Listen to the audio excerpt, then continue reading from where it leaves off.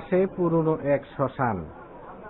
দিনে শান্ত, কিন্তু রাত নামলেই চারপাশে ছড়িয়ে পড়ে অদ্ভুত এক গন্ধ।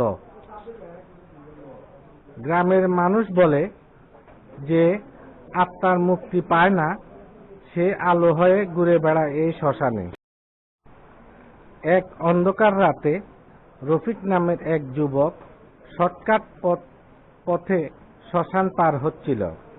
চারপাশে কেবল শিয়ালের ডাক,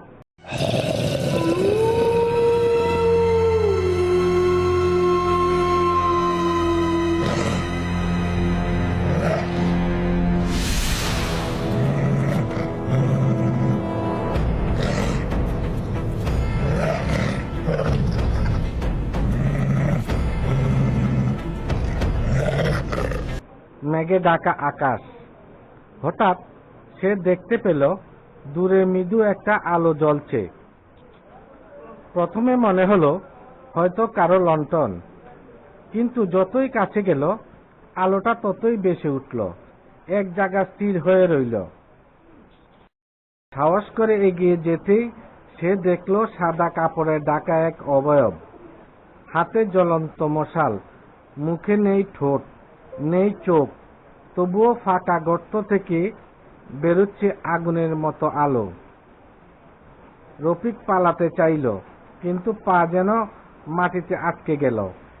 এমন সময় ভেসে এলো ভয়ঙ্কর কণ্ঠস্বর, আমার দাহ হয়নি, আমার আত্মার মুক্তি পায়নি। রফিক ভয় পেয়ে জ্ঞান হারিয়ে মাটিতে লুটিয়ে পড়ল। বুড়ে গ্রামের লোকেরা তাকে অচেতন অবস্থায় উদ্ধার করে। সেদিন থেকে রফিক আর কখনো রাতে এই শ্মশানের পথে যায় না।